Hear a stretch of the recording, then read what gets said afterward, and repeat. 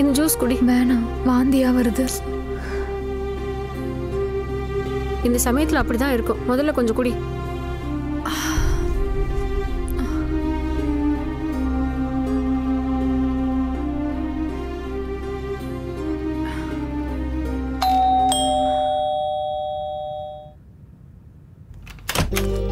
வணக்கம்மா. வாங்க வாங்க வாங்க. உள்ள வாங்க. எப்படி இருக்கீங்க? நல்லா இருக்கீங்களா? திவ்யா எப்படி இருக்கா? நல்லா இருக்கீங்களா? திவ்யா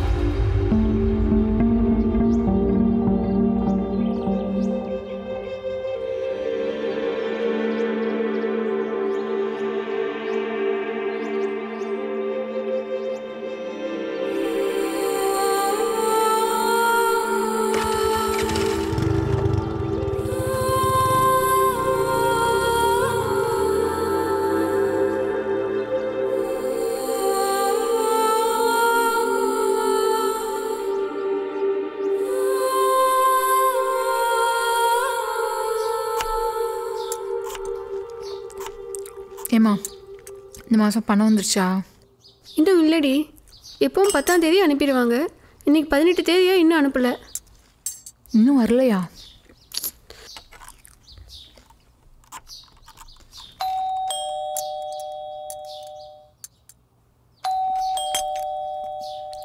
இரு, யாருன்னு பார்த்துட்டு வரேன். யார் வேணுங்க? நான் தான் அந்த ஹவுஸ் ஓனரு. இந்த மாதம் வீடு காலி பண்ணிட்டீங்கல்ல, அதான் புதுசாக டெனண்ட்டை கூப்பிட்டு வந்தேன். வீட்டை காமிக்கணும். இல்லையே, குழந்தை பிறக்கிற வரைக்கும் நாங்கள் இங்கே தானே இருக்க போகிறோம். இல்லைம்மா, போன மாதம் தினேஷ் சார் கிட்ட வாடகை கேட்டேன்ல, அப்போவே அவர் சொல்லிட்டாரு வீட்டை காலி பண்ண போகிறோம், நீங்கள் அட்வான்ஸில் வாடகை கழிச்சிங்கன்னு சொல்லிட்டாரு. அதான் கூப்பிட்டு வந்தேன். உங்ககிட்ட சொல்லலையா? இல்லையே. தினேஷ் சாருக்கு ஃபோன் பண்ணி கேளுங்கம்மா. நீங்கள் வாங்கம்மா. இது ஹால்.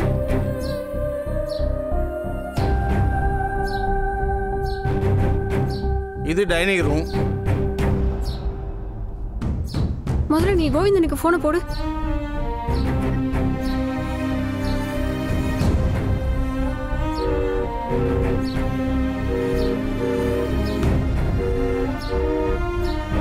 எடுக்க மாட்டேங்கிறாருமா.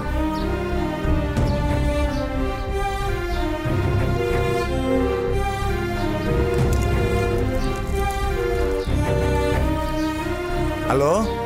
ஹலோ அண்ணே, நான் திவ்யா பேசுறேனே. நீங்க பேசுறது எனக்கு சரியா கேட்கல. அண்ணே, நான் திவ்யா பேசுறேனே. நான் திருப்பதியில் இருக்கேன், வரத்துக்கு 1 வாரம் ஆகும், வந்தது கூப்பிட்றேன். என்னாச்சுமா? திருப்பதியில் இருக்காராமா, வரதுக்கு 1 வாரம் ஆகுமா. இரு, நான் தினேஷ் சாருக்கு ஃபோன் பண்ணுறேன்.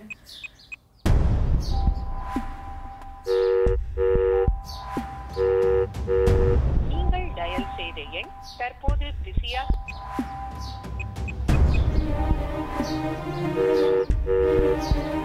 நீங்கள் டயல் செய்த எண் தற்போது பிஸியா உள்ளது. டயல் செய்து மா கட் பண்ணுறாருமா.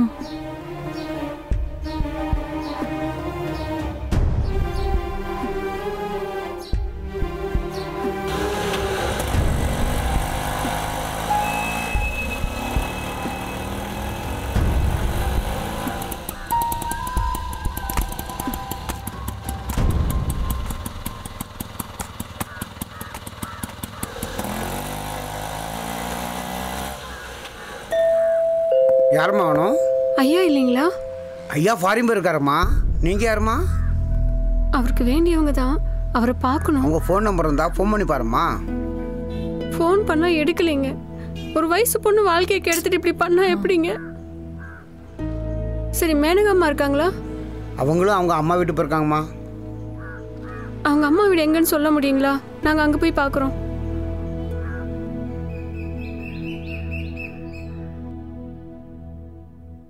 நாங்கள் 2 பேரும் பிரிஞ்சிட்டோம். என்னம்மா சொல்கிறீங்க? அந்த ராஸ்கல் ரொம்ப நாளாக ஜுவல்லரியில் ஒர்க் பண்ணுற ஒரு பொண்ணோட காண்டாக்டில் இருந்திருக்கான்.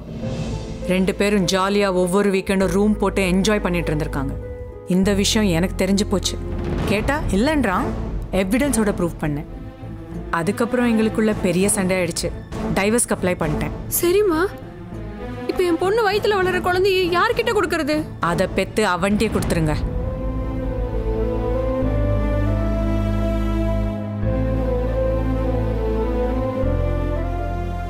இப்படி சொன்னா எப்படிங்கம்மா? பின்ன நாளைக்கே அந்த குழந்தை பிறக்கும்.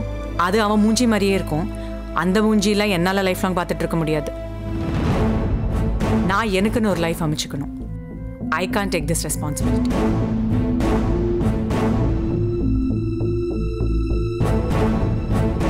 அந்த குழந்தைய அவன்கிட்டயே கொடுத்துருங்க. பேலன்ஸ் அமௌண்ட்டையும் அவன்கிட்டயே வாங்கிக்கோங்க. அவர் ஃபாரின் போயிட்டு தான் சொல்கிறாங்கம்மா. நாங்கள் எங்கே போய் அவரை பார்க்கறது? அவன் அப்படி தான் சொல்லியிருப்பான். நீங்கள் ஜுவல்லரியில் போய் பாருங்க, அவன் அங்கே தான் இருப்பான்.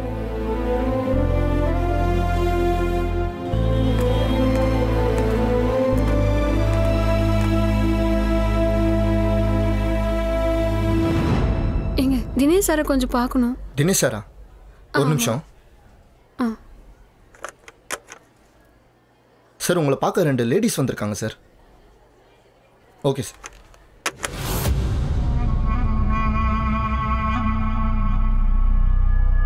இந்த குழந்தைய வச்சுக்கிட்டு நான் என்ன பண்ணுறது? வீடு தேடி வந்து குழந்தைய பெற்று கொடுக்க சொல்லிட்டு இப்போ சாதாரணமாக வேணும்னு சொல்கிறீங்களே சார்? நான் இல்லைன்னு சொல்லியே, அவளுக்காக தான் இந்த சர்க்கசி ஐடியாக்கே ஒத்துக்கிட்டேன். இப்போ அவள் பிரிஞ்சிட்டா நான் இன்னொரு கல்யாணம் பண்ண போகிறேன். என்னோட செகண்ட் லைஃபுக்கு இந்த குழந்தை இடைஞ்சலாக இருக்காதா? சார், நீங்களும் வேணான்னு சொல்கிறீங்க, அந்த அம்மா வேணான்னு சொல்கிறாங்க. இந்த குழந்தைய வச்சுட்டு நாங்கள் என்ன சார் பண்ணுறது? நான் ஒன்றும் இந்த குழந்தைய நீங்களே வச்சுக்கோங்கன்னு சொல்லியே. எத்தனையோ அனாதாசிரமம் இருக்குது. இதில் ஒன்றத்தில் சேர்த்து விட்டுட்டு போயிட்டே இருங்க. Matter over. சார், அப்போ நீங்கள் எங்களுக்கு கொடுக்க வேண்டிய மீதி பணம்? பணமா? 1 கிராம் தங்கத்தில் சேகூலி சேதாரம் ப்ராஃபிட்னு பார்த்து பிஸ்னஸ் பண்ணுறவனா. ஒரு பிஸ்னஸ் மேனாக தோற்று போனது இந்த குழந்தை டீலிங்கில் மட்டும்தான். இது வரைக்கும் உங்களுக்கு 4.5 லட்ச ரூபாய் பணம் கொடுத்துருக்கேன். Totally loss. இனிமே 1 ரூபாய் கூட கொடுக்க மாட்டேன்.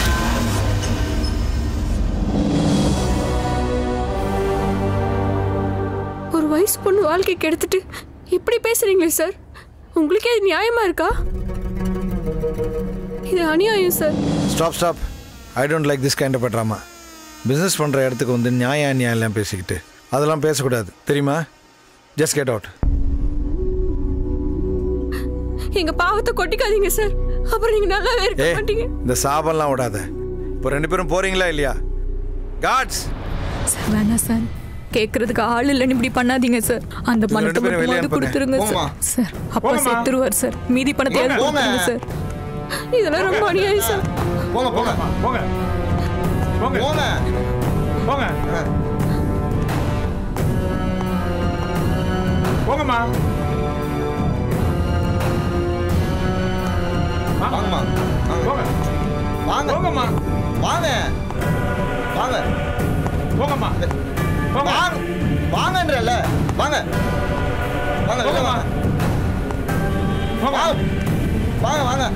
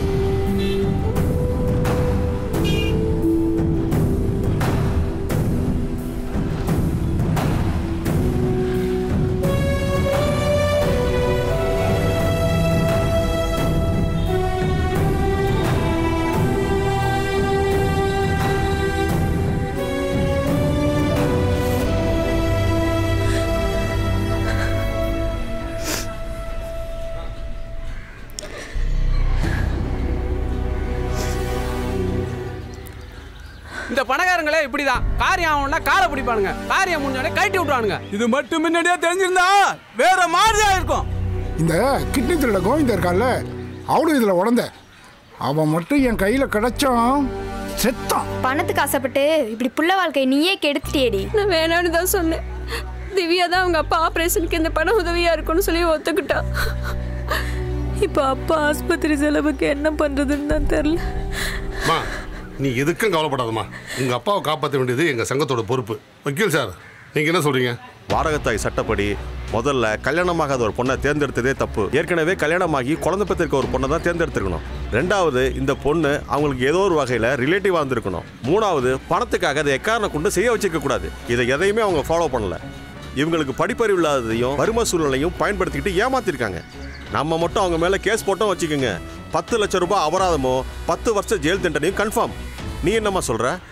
வீடு தேடு வந்து என் வாழ்க்கையை அழிச்சிட்டு போயிட்டான். அவனை ஏதாவது பண்ணி ஆகணும். நீ ஊன்னு சொல்லுமா, அவனை கை தனியா கால் தனியா நான் தூக்கிட்டு வந்துடுறேன். அவன் செஞ்ச காரியத்துக்கு நம்ம யாருன்னு காட்டியே தீரணும். ஆமா தோழர், ட்ரெஸ் வாஷ் பண்ற வாஷிங் மிஷின் மாதிரி குழந்தை பெற்றுக்கிற மிஷின் மாதிரி திவ்யாவை யூஸ் பண்ணியிருக்காங்க. இவனுங்களெல்லாம் சும்மாவே விடக்கூடாது. அவன் காரில் என்ன கடைக்கு போகும்போது நம்ம தண்ணியில் பரமசிவம் இருக்கான்ல, அவனை வச்சு தூக்கிடுவோம். அதெல்லாம் வேணானே.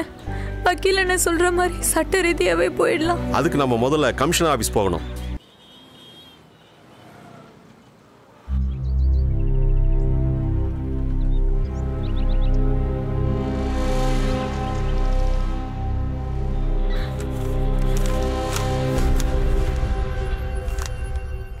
என்னம்மா இது அநியாயமாக இருக்கு? இது இப்படியே விட்டுறாதம்மா. இந்த மனுவை நாங்கள் கமிஷனர் பார்வைக்கு அனுப்பிச்சிடுவோம். கண்டிப்பாக உனக்கு நியாயம் கிடைக்கும். திவ்யா, இதை நம்ம சும்மா விடக்கூடாது. இதை மக்கள்கிட்ட கொண்டு போகணும். கிருபா, உன் மொபைல் எடுத்து வீடியோ ஆன் பண்ணு. நீ நடந்ததை ஒன்று விடாமல் சொல்லுமா. வணக்கம், என் பேர் திவ்யா. நான் துணிக்கடையில் வேலை பார்க்குறேன். ஒரு நாள் எங்கள் வீட்டுக்கு மேனகா, தினேஷ்னு 2 பேர் வந்தாங்க. அவங்களுக்கு 10 வருஷமாக குழந்தை இல்லைன்னும் வாடகை தாய் மூலியமாக குழந்தை பெற்று கொடுத்தா பணம் தரதாகவும் சொன்னாங்க. எங்கள் அப்பாவுக்கு டயாலிசிஸ் பண்ண காசு தேவைப்பட்டுச்சு. எங்ககிட்ட காசு இல்லை. வேற வழி இல்லாமல் நாங்களும் இந்த வாடகை தாய் முறைக்கு ஒத்துக்கிட்டோம். பல தரப்புல ஒவ்வொரு காரணம் சொல்றாங்களே, உங்களோட கருத்து என்ன? கம்ப்ளைண்ட் கொடுத்துறீங்க, ஓகே. இதுக்கப்புறம் என்ன ஆக்ஷன் எடுக்கணும்னு எதிர்பார்க்குறீங்க? உண்மை என்ன நீங்க சொன்னாதான் வெளில தெரியும் திவ்யா. சொல்லுங்க, பயப்படாம சொல்லுங்க. தினேஷ் மேனகான்றவங்கள கோவிந்தனை வீட்டுக்கு கூட்டு வந்திருந்தாரு.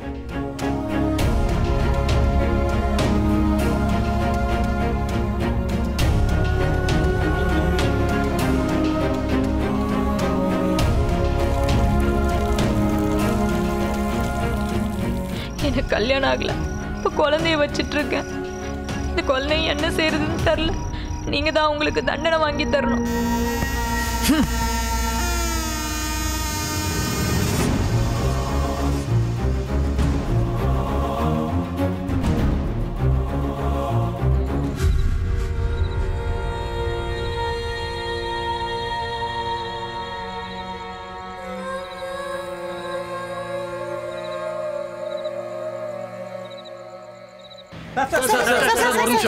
திவ்யா உங்க மேல கொடுத்த கம்ப்ளைண்ட்டுக்கு உங்க பதில் என்ன?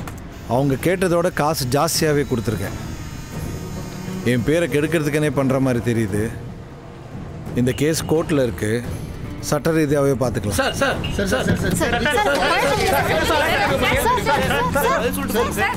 அவங்க பணக்காரங்க, நீங்க சாதாரணப்பட்டவங்க. உங்களால அவங்களுக்கு தண்டனை வாங்கி கொடுக்க முடியும்னு நம்புறீங்களா? அவங்களுக்கு தண்டனை வாங்கி கொடுக்கறதுக்காக எவ்வளோ தூரம் வேணாலும் போராட தயாரா இருக்கேன். அவங்கள பழி வாங்காம ஓய மாட்டேன். எனக்கு நீதி கிடைக்கணும். யோ, என்னையா நினைச்சிட்டு இருக்க நீ? ஏதாவது பணத்துக்கு கொடுத்து அந்த பொண்ணை ஆஃப் பண்ணியா? நீ எல்லாம் ஒரு பிசினஸ் மேன் சொல்றதுக்கே கேவலமா இருக்கு. உன் கூட எல்லாம் வாழ்ந்ததுக்கு வெக்கப்படுறேன். சீக்கிரம் ஆஃப் பண்ணியா அந்த பொண்ணை ஏதாவது பண்ணி. ஹலோ, என்னப்பா உன் மான கப்பல் ஏறுது? டிவியில் உன்னை கிழிக்கிறாங்க பார்த்தியா? காதம் வச்ச மாதிரி மேட்ரு ஆஃப் பண்ணுறதை விட்டுட்டு இப்படி பற்றி எரிய வச்சுட்டு. நான் அவன் மேலே இருக்கிற கோவத்தில் அப்படி பேசிட்டேன். இது இவ்வளோ தூரம் போகணுன்னு நினச்சி பார்க்கல.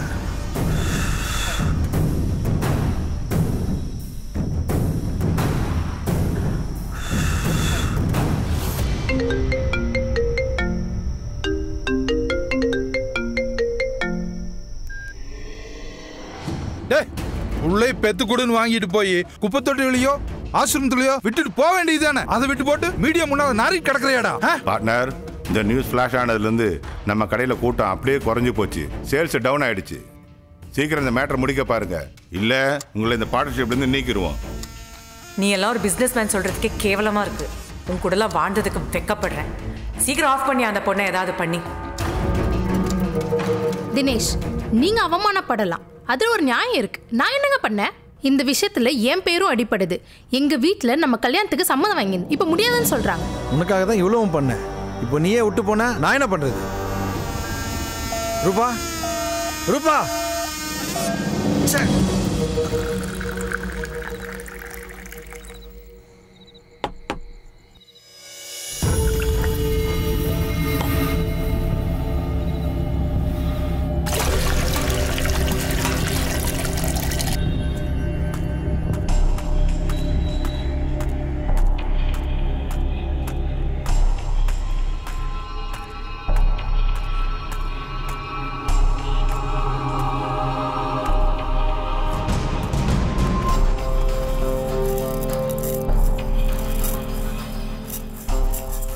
மா. யாரு? வாங்க சார், உட்காருங்க. பரவாயில்லம்மா, சாரி. அன்னைக்கு நான் அப்படி நடந்துருக்கக்கூடாது. என்னை மன்னிச்சிடுங்கம்மா. இதில் நம்ம பேசுனதோட அதிகமாக பணம் இருக்குது. இதை வச்சுக்கோங்க. குழந்தை பிறந்ததுக்கப்புறம் என்கிட்டயே கொடுத்துருங்க. நானே நல்ல அனாதாசிரத்தில் சேர்த்துறேன். அதை அன்னைக்கு நாங்கள் உங்களை தேடி வந்தப்பவே சொல்லியிருக்கணும். அன்னைக்கு கழுத்து பிடிச்சி வெளில தள்ளிங்க, இப்போ வந்து கெஞ்சுறீங்க. இப்போ கூட பாருங்க, குழந்தைய வளர்த்துக்கிறேன்னு வாயில வரல, பெத்து கொடுத்தா அனாதாசிரமத்தில் சேர்த்து விடுறாராம். இல்லைம்மா, என்னை மன்னிச்சிடு. ஏன் தவறு தான். இந்த பணத்தை வச்சுக்கிட்டு என் மேலே இருக்கிற கேஸை வாபஸ் வாங்கிடு. உனக்கு எனக்கு எந்த சம்மந்தம் இல்லைன்னு மட்டும் சொல்லிடுமா, அது போதும். முடியாது. நீங்க எவ்வளோ பணம் கொடுத்தாலும் போன என் மானம் போனதுதான். உங்க பணம் என் வாழ்க்கையை பழைய மாதிரி திருப்பி கொடுத்துருமா? இங்க ஏழ்மையை பயன்படுத்தி மோசடி பண்ணியிருக்கீங்க. உங்களுக்கு தண்டனை கிடைச்சே ஆகணும். அது வரைக்கும் நான் ஓய மாட்டேன். இதை பாருங்கம்மா, நீங்களா திவ்யாக்கு எடுத்து சொல்லுங்கம்மா. இதில் நான் ஒன்றும் சொல்கிறதுக்கு இல்லை சார். பாலா போனது அவளோட வாழ்க்கை. அவள் என்ன முடிவு எடுக்கிறாளோ அதுதான் என்னோட முடிவும். திவ்யா, நீ இவ்வளோ பண்ணதே எனக்கு பெரிய தண்டனை கொடுத்த மாதிரிம்மா. மேலே மேலே என்னை தண்டிக்காதம்மா.